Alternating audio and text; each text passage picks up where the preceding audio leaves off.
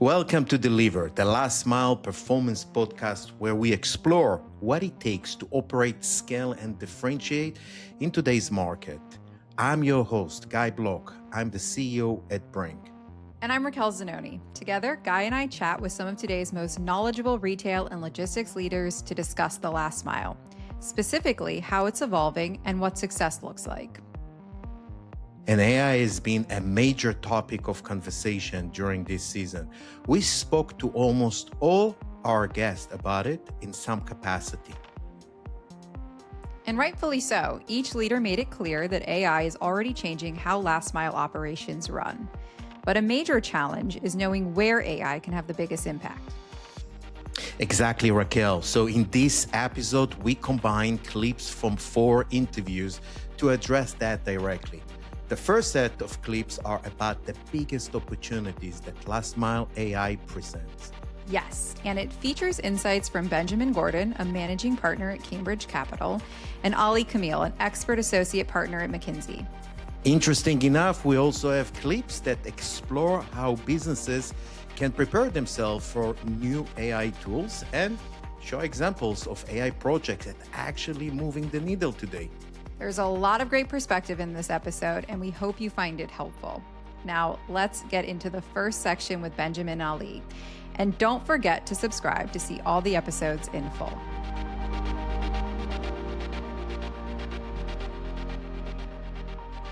I'm thinking about all the areas where we can really drive performance in last mile, and anywhere from routing optimization and demand forecasting, delivery visibility, automated dispatching. There are just so many areas where you can actually identify potential investment. And I'd like to ask you, where do you think AI has the potential for the highest ceiling over the next few years? Well, I think there are several areas where there is tremendous opportunity. So I'll give you 3. One is in automating workflow. So if you think about it, logistics is all about stringing together a series of steps in order to move something from point A to point B. And those processes might be manual. They might have some software in them. AI is a fantastic tool for being able to take out process steps and automate workflow. We see that in other areas of logistics. Pallet, for example, is an example of an AI company that's doing workflow automation in freight forwarding and truck brokerage. So I think workflow is a big deal. For what it's worth, at the BJSA Supply Chain Conference in January, we have a Shark Tank where companies compete to show that they're the big winners from an innovation standpoint. We had over 60 applicants this year. More than 40 of them were in some form of AI, and most of those were some form of AI workflow automation. So I think that's clearly a big opportunity. So I'd say that's number 1. Number 2 is using AI to be able to make better pricing decisions. This is a great opportunity because you can take massive amounts of data, feed it to AI, and then train the algorithm to make faster, better real-time decisions. Great example of that would be Green Screens. Green Screens is a company that we invested in, and I was actually involved in as co-founder 6 years ago. And what Green Screens did was said, we will take your data, typically to a logistics company, but could also be a trucking company or shipper. We will run it through the algorithm, evaluate, look for patterns, and ultimately, based not just on your data, but in aggregate over $40 billion of freight data, we'll be able to tell you on a real-time basis what should a truckload of freight cost from point A to point B. So if you're shipping a truckload of freight from New York to Miami, the old way to do it, you might have used DAT or another legacy system, and they would have told you, but that data tends to be lagging, right? Not forward-looking. It tells you what last month's data was, not right now. It tends to only be as good as what's in it, right? Garbage in, garbage out. So whereas you really want the full market, not just, the handful of subsets of data from the handful of subsets of companies.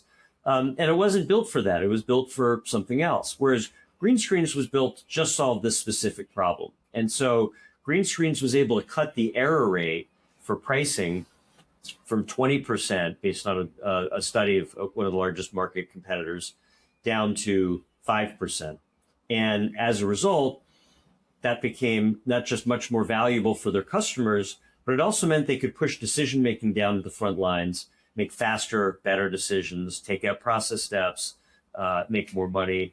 And as a result, in the end, Triumph, which is the largest bank that serves the logistics sector focused on truck brokerage, bought the business last year. So I think that's a great illustration of how you can use AI to do a better job with pricing or really anything that involves sifting through large amounts of data. And then the third thing that I would say is cost. I think this is true across the board. We all know numerous examples. Anybody that's studying AI knows all the areas where you can take out costs. The big talk in Silicon Valley is, people are talking about tiny teams and when are we going to have the first one-person unicorn? And that might seem like a ridiculous and provocative thing to say, but the truth is you could do more as one smart, talented person with technology today than you ever could at any point in history, and AI empowers that. So in my mind, those are three great opportunities for AI in logistics. I'm sure our listeners are hearing you describe these three buckets, and some of them are thinking like, oh, we kind of do that today, or we want to do that, but we don't know how to get started, or we tried that and it failed. How do you think of framing for these big logistics companies that are kind of dipping their toe in AI, how to get started, how to evaluate maybe which bucket makes the most sense for them? Because often, they try something, it fails, and they think, oh, it's just not for us. Well, there's the story about the guy that tried to swim across the English Channel and he swam 99% of the way and said, I can't make it. So he swam back. Don't stop, keep going is point one.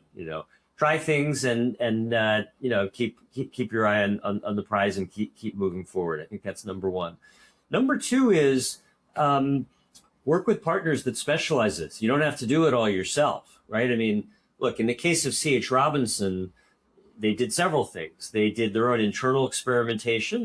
They hired a team of engineers, but they also worked externally with great software and AI companies as partners. So I think it's not either or. I think do both. So Robinson made a decision to focus on AI. They launched 30 agents, and one very practical thing that they said they wanted to solve was they wanted faster and more complete response to requests for quotes from customers. So it turns out that lots of companies have this process. You might want people to go through your portal, but guess what? Customers communicate the way they want to and not the way you want to. So lots of it comes in by email. Robinson, with thousands of employees, you could imagine the hundreds of thousands of emails that come in. And it turns out that they were only responding to 60% of the requests for quotes.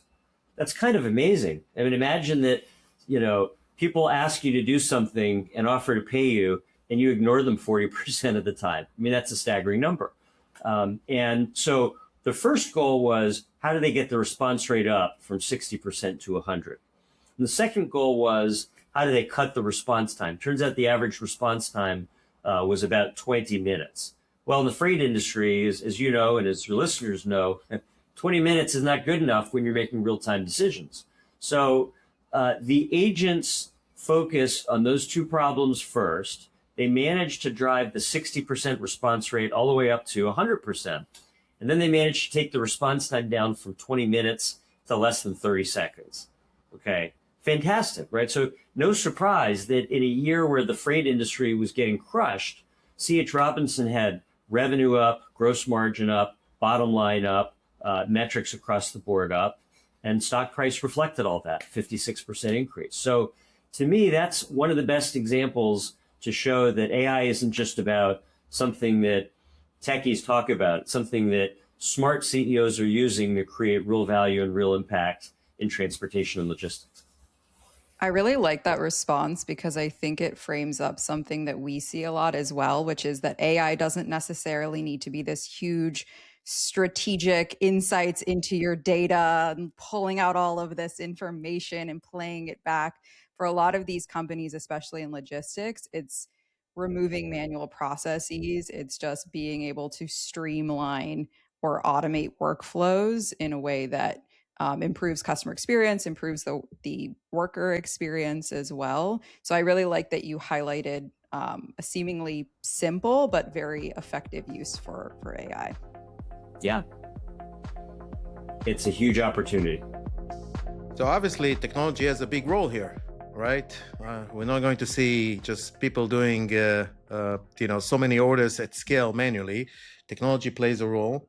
AI, machine learning, big buzzwords coming into the industry.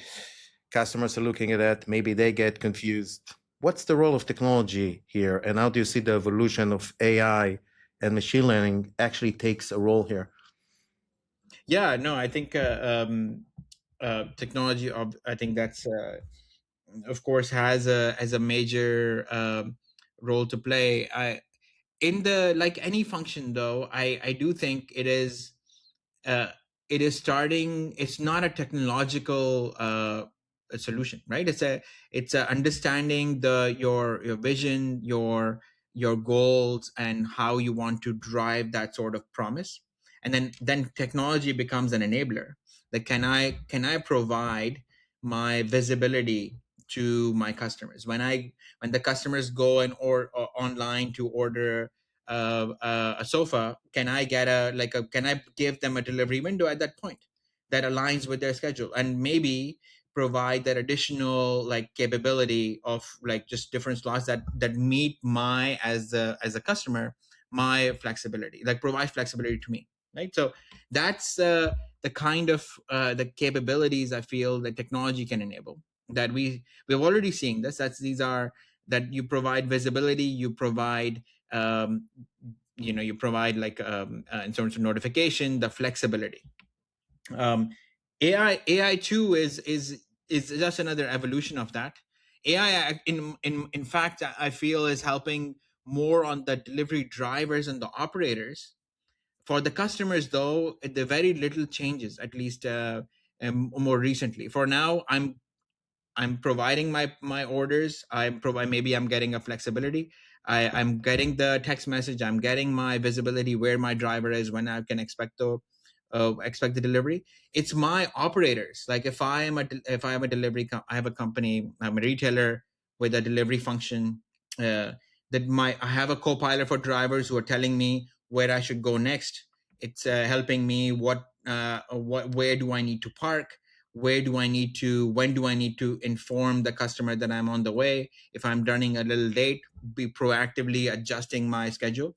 These are areas that I'm seeing technology really driving impact for the operators. So the big cost of operation is going to gradually start coming down, because you're going to have automated dispatcher capabilities. You have automated notification adjustment capabilities that's going to emerge and already emerging that I've seen as well. So to me, that's where AI and tech is going to make this the cost of operation is going to quickly shrink, because you're bringing this automation in this space, and that while keeping the level of the service and experience that customers have come to expect.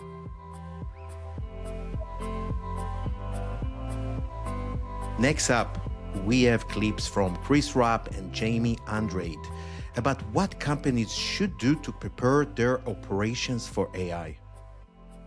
Yes, Chris is a board member at Canadian Tire and also launched the first ever Amazon Prime Day. She makes the case that before any AI tool can deliver value, companies need three things first: team buy-in, clean data, and standardized processes. And Jamie is the Senior Vice President of Product Management at Seco Logistics.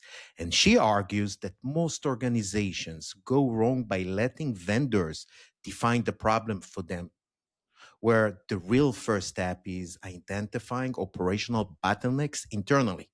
Let's hear their perspectives.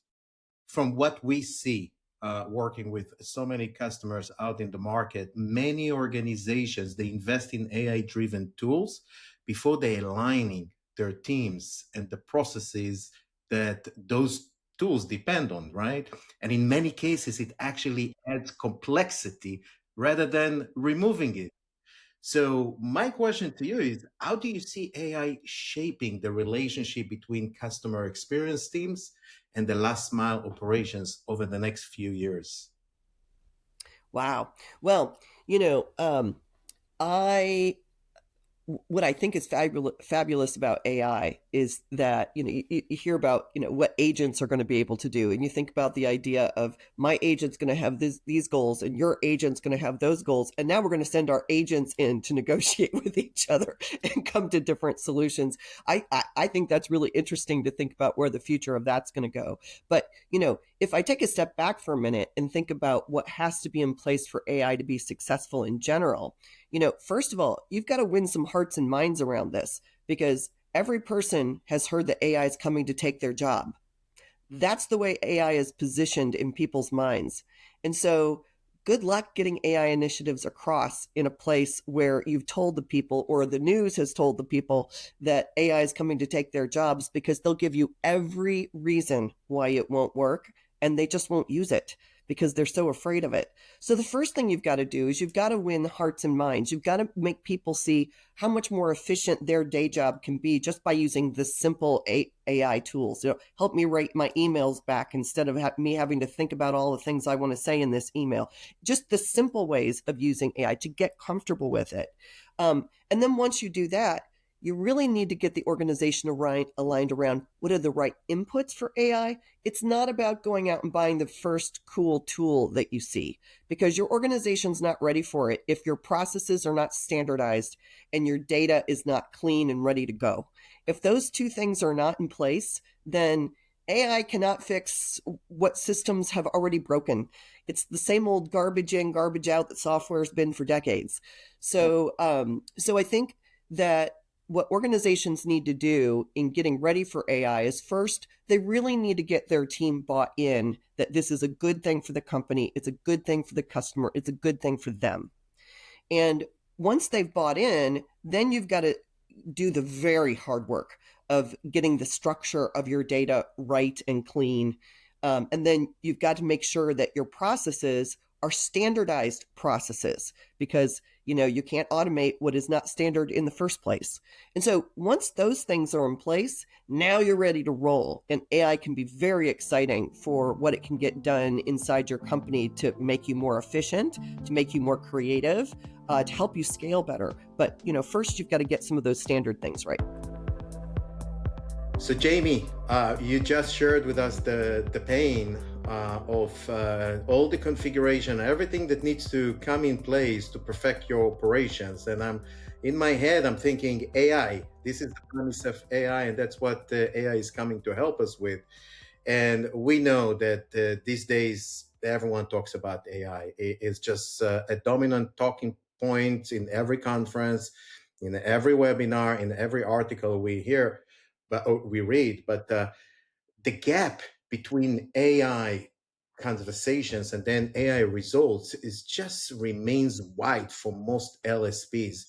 And I wonder, from where you stand as a technology and product leader, how do you see AI driving business performance in the last mile? Yeah, I think where most people tend to go wrong is they let a vendor tell them what problem they need to solve versus looking internally and understanding where there's an area of opportunity. And that's a really dangerous road to go down, because that vendor may only be able to solve one or two of those problems, versus if you actually take a step back and understand where there's bottlenecks in your process, where there's things that you think AI can add value both internally and to your customer, right? Then you're armed with, I need these 10 things, or, to the build versus buy conversation, like, you've got to understand where the opportunities are before you go and find a solution. And I think a lot of people go to these shows and they see everybody with a fancy tool. And the reality is most people aren't ready for anything like that at scale. Like the applications, I probably saw 10 of them at Manifest where we can automate your quoting. It'll be 30 seconds from when you get the email to when because it's all about speed. But if you think about where the data comes from to feed your rate management system, like you might have your line haul rate here and your pickup is your own agent and it's on a spreadsheet somewhere in a shared drive. Like, how do you put all of that together? How do you understand, your customer volumes, how much margin you want to put on that. What is your customer? Like what is their org code, and how do you trace that through the systems, and how do you get this application to understand like the complexity of your business? Like not everybody's got one operating system or one tool, right? Just between like your operating system and your CRM, getting that to drive that, like nobody's got their data so clean in a little box with a bow that a lot of the tools out there are even going to give them the scale and the output. And I think that's where the industry's gone a little backwards, is there's all this pressure from the senior level to go and do something with AI and do something with automation. And so people subscribe to these tools and they're like, I'm not getting the value. Well, because you didn't start with what is the problem, right? Like, what am I trying to solve? What's going to help my business? So, and you take, the way that we're looking at it is, again, what are the pain points for my operators? Like, how do I arm them with data that's going to predict delays, right? Like, there's a strike or there's bad weather here, like here's the shipments that could be impacted, and then expose that. Like they need to be looking at those, but we also need to maybe put a soft alert out to our clients so they know there might be an impact, but we're on it and we're working on it together, right? Like that, all of the predictions, optimizing routings, like the not so sexy stuff that you're going to see at a trade show on a keynote stage, right? Like that's where the value is for now. And you know what I get in doing that? Like I continue to build my standard data set to the point when I am ready for something that is a little bigger, better, next level, like I'm ready then. In the final section, we circle back to Jamie Andrade and Benjamin Gordon, who share examples of what good last mile AI looks like in practice. That's right, Raquel. Jamie walks us through how Seco built an AI tool that lives inside the operator's email workflow, and that project automated proof of delivery processing and built cleaner data along the way. Benjamin argues that experimentation in the last mile doesn't have to put live operations at risk. He said you should start by using AI to analyze your data and surface better ways of working. Then test one variable in one market before you scale anything. Let's dive in. Jamie, you don't have to reveal any company secrets by any means, but I'm curious if there are AI projects that you have recently led or implemented. And again, you don't have to necessarily go into all the details, but I would love to hear more about the problem-solving process, how that started and how that led to you then saying, I think AI might be the right fit here, and this is how we're going to do it.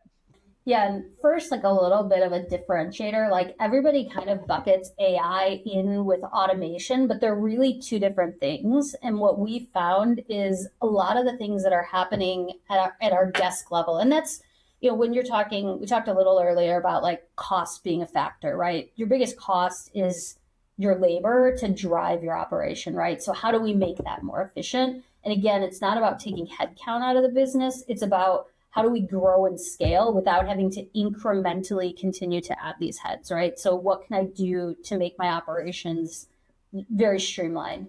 So we started looking at, what are we doing today that we've put solutions out, which are usually like, low cost labor to solve these very manual tasks. And then some of it, you can just build a logic app to automate it, right? Or schedule a report to an FTP. Like not everything has to be sexy and AI in order for you to take some efficiency or take some manual work out of the business, right? So we sort of started there with like, where are there areas of opportunity, and then where can we add something that's a little more impactful? And we actually are about to deploy a tool that I'm super excited about. And again, I've said it a couple of times, like you've got to meet your users where you are. And this is where I've struggled a lot with the do I buy, do I build? So we actually developed a tool that lives in our users' Outlook. So it ticks all of the data security privacy boxes that we haven't even talked about when you start talking about implementing AI within your organization. Like how are they using your data? How are they processing it? Do your customers allow you to process their data? And so we know that's a challenge with going with a bigger tool. So we're like, let's look at what we can do today and solve within, an ecosystem that we know is safe and secure. So You talk about our users live in their email. So much of what we operationally execute on is initiated by an email from a customer, an email from a carrier, whatever, right? So think about a POD. I get a POD delivered this day, this time, signed for by this person. Here's a copy of your POD. Okay, cool. I have to copy and paste the shipment number. I've got to go into my operating system, open up that job, click probably 7 tabs, find the delivery box, put the date, time, name, drag my document over, tell it it's a POD. We now have that integrated where there's an AI layer that will scan the email, understand the job number, and look it up in our system. And it pulls up a little sidebar that says, this looks like a POD, guy. Can you put, like, it looks like it's delivered at 4:30 and was signed for by Raquel. And is this your POD document? Yes, it is. And goes into the operating system. So again, like, not anything incredibly wild and crazy, but think of like the amount of time that you're taking out from like swivel chairing, data entry errors, like things like that. And there's a bunch of services in there. That's just one of the examples, but where can we meet our users where they are and make their lives a little easier, and then start to build from there into kind of a wider spread, you know, the nitty gritty stuff, the rates, all of that. Can I dig a little deeper on the experimentation thing? Because I think it's interesting you mentioned that. I'm sure we all have a ChatGPT license. We're throwing things in there. We're getting decks. But when we think of last mile, you know, your experimentation can be a little bit dangerous, can be a little bit scary because it affects your customers and your consumers and their experience with your brand. So with experimentation, what does that look like in the last mile? How should retailers and logistics providers experiment or consider doing that? Because it's a bit risky. Yeah, it's a great question. And the underlying point I think is really important, which is logistics is mission critical.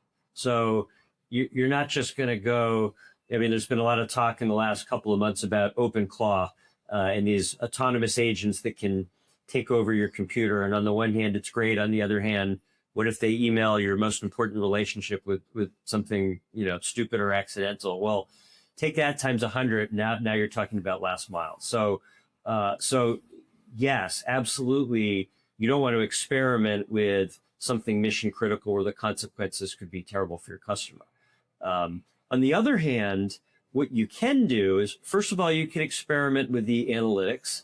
So a great opportunity to use AI in last mile from an experimentation standpoint is to say, look at my data. Let's look at the patterns. And then let's figure out how is I doing it and show me some different and better ways to do it. What if I used AI to change my routing? What if I used AI to change, where I put my DCs? What if I use AI to change decisions about the frequency with which I do pickups from the DCs to do last mile delivery? Those are all analytical experiments that you can do, and you learn from them. And that by the way, is one of the easiest things that I think everybody should be doing. Use AI to analyze your data and give you ideas for how you could do things better, different supply chain models. So I think that's one. Two is you can then apply it in different discrete areas. Jim Collins likes to say, fire bullets first, cannonball second. So meaning start with something tangible. The example of that might be, you're Best Buy and you've got thousands of stores. Go pick one store and try to do something different in that one location and then see what happens. You're not going to go roll something out across the entire network and then find out later that, maybe it was a bad idea or maybe it didn't work. But could you do an experimentation? Absolutely. As Guy knows, great software companies, Bring and others, do lots of A/B testing. So you say, all right, I've got something I'm going to try and I'm going to change one variable in one location versus the other, and then look at the data and see what works. So I think there's a great opportunity to do that. And then look, the last thing is, I think you can also use AI to come up with, things like digital twins, where you run hypothetical scenarios, which is, okay, here's my business now. What if I created a digital replica of that and tried to, run different scenarios? So in short, lots of areas to use AI for experimentation in last mile in ways that don't compromise the mission critical nature of the execution. That's it, everyone. Thank you for listening. Be sure to subscribe to the podcast to see these episodes in full, and we will see you in the next time.